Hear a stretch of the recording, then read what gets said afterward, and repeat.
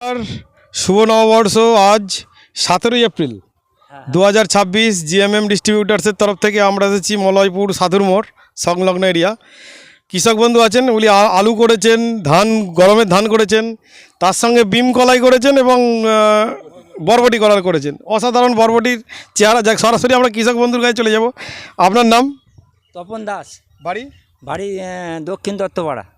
আচ্ছা, মলয়পুর। আপনি জ্যাকপট দিয়ে যে চাষ করে কি কি উপকার পেলেন? ফসল খুব ভালো হচ্ছে, কিন্তু এর আগে আমি রাসায়নিক সার দিয়ে এত ভালো ফসল পাইনি। আচ্ছা, বীজতলা করেছিলেন, বোরোর বীজতলা কেমন হয়েছিল? বীজতলা ভালো হয়েছিল, বীজ ঠান্ডার জন্য বাড়েনি, কিন্তু একটা বীজ মরেনি। সেই বীজতলা এখন এখানে লাগিয়েছেন? হ্যাঁ। ধানের ফলন কেমন দিয়েছে? ধানের ফলন ভালো হয়েছে। মাটি কেমন নরম? মাটি নরম খুব। তো আমাকে অনেকদিন আগে ছিঁচটা বন্ধ করে দিতে হয়েছে, নাহলে মাটি না শুকিতে পারলে ধান পড়ে যায়। এমনি আওতা আছে এখানে, গাছের থাকার জন্য আওতা। এই গাছের কাঠিগুলো একটু কেমন শক্ত, একটু হাতে করে নামান তো দেখি। ছেড়ে দিন।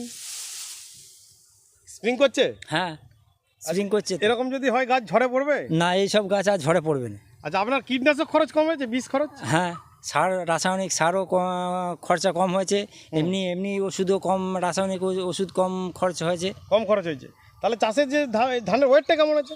একটা শীষ হাতে ফেলুন তো, একটা শীষ হাতে ফেলুন। এই সামনের দিকে শীষগুলো দেখুন, তবু ধানের শীষ এটা হাতে চেটোর মধ্যে কেমন গান্ধীটা কেমন? গাঁদনি খুব সুন্দর গাঁদনি হয়েছে, অসাধারণ। এবং পতাকা পাতা সর্বত্র দিলাম, পতাকা পাতা জ্বলে গেছে, এখানে কিন্তু পতাকা পাতা জ্বলেনি। এবং ওই সামনের জমিটাও করেছেন। তো আপনি যে চাষ করছেন, আপনার উপকার হচ্ছে? হ্যাঁ, উপকার পাচ্ছি। আপনার কি মনে হয় এই জ্যাকপট দিয়ে চাষ করলে কৃষকদের উপকার হবে? হ্যাঁ, নিশ্চয়ই হবে উপকার হবে। সবাই করুক। বরবটি যে তুলেছেন, বরবটিটা একটু হাতে ধরুন দেখি। বরবটিটা লেন্থটা তো মনে হচ্ছে 1 ফুটের উপর। হ্যাঁ, 1 ফুটের। ওয়েটটা কেমন? হাতে তো ধরেছিলাম, ওয়েট ভালো আছে। ভালো ওয়েট আছে।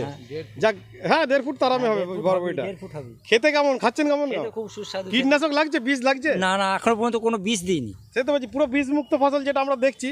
গাছে বরবটি ঝুলে আছে। আমার তো ওনার কাছে চেয়ে নিতে হলো বাধ্য হয়ে, যে অসাধারণ এই বরবটিটার কালার কি। বরবটিটা এটা 1.5 ফুটের বেশি হবে। তলায় যেটা আছে দেখুন, এই তলার যে বরবটিটা শুধু নয়, সুস্বাদু, এবং বরবটি গাছও খুব সুন্দর আছে। যাক, আপনারা চাষ করে খুশি হচ্ছেন তো? হ্যাঁ, খুশি হচ্ছি। তো এখানে সাহানাবাবু আছেন, সাহানাবাবুর একদম ঘরের পাশে।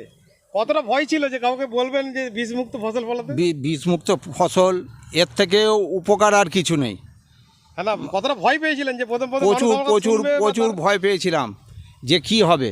সেই হ্যাঁ, এখন সত্যি যা বলছে কোম্পানি ঠিক মিলছে কিনা? এখন যা পয়সান, মানে এর ভবিষ্যৎ খুবই ভালো। খুবই ভালো। এবং আমাদের অলরেডি জৈব বীজ চলে এসছে, ধান বীজ, গোবিন্দভোগ, বাদশাভোগ, খাস ধান এবং স্বর্ণমাসুরি, এই গ্রুপের যে বীজ ধান আমাদের জৈব সার দিয়ে চাষ করানো। যে সমস্ত কৃষক বন্ধুরা বর্ষায় ধান চাষ করবেন, তারা আমাদের পুরো জৈব পদ্ধতিতে ধান থেকে শুরুটা করবেন, মানে বীজটাও জৈব চাষে নেবেন। তাহলে কি রাসায়নিকের উপর নির্ভরশীলতা বা সেই বীজের ফুড হ্যাবিটটা কমে যাবে। অনেকটা কমে যাবে। কারণ আপনি যে বীজটা দিয়েছেন, সে রাসায়নিক খেয়ে বড় হয়েছে, সে তো এসে জমিতে রাসায়নিক খুঁজবে না। আমরা বাঙালি ভাত খেয়ে বড় হয়েছি, ভেলোরেই যাই, ব্যাঙ্গালোরেই যাই, গিয়ে আগে ভাত খুঁজি, ইডলি ধোসা বাদ দিয়ে। ঠিক আমাদের ফুড হ্যাবিট যেমন আছে, গাছেরও ফুড হ্যাবিট আছে। ঠিক, যাক, আপনি চাষ করে খুশি হচ্ছেন তো? হ্যাঁ, আমি খুশি। বাস, ধন্যবাদ। আমরা বলছি জৈব চাষি মুখে হাসি। আপনার কি মনে হয় চাষিদের মুখে হাসি ফুটবে? নিশ্চয়ই সবাই করুক না। অল্প এক বছর যে সব করতে হবে তার তো কোনো মানে নাই। অল্প করে করুক না, করে যদি তার সুবিধা সুযোগটা পায়, সে তখন বাড়াবে। একদম। আবার কি উপকার পেলে তবে আগে যাবে। আপনি উপকার পাচ্ছেন তো? আমি উপকার পাচ্ছি। যাক, ধন্যবাদ আপনাকে।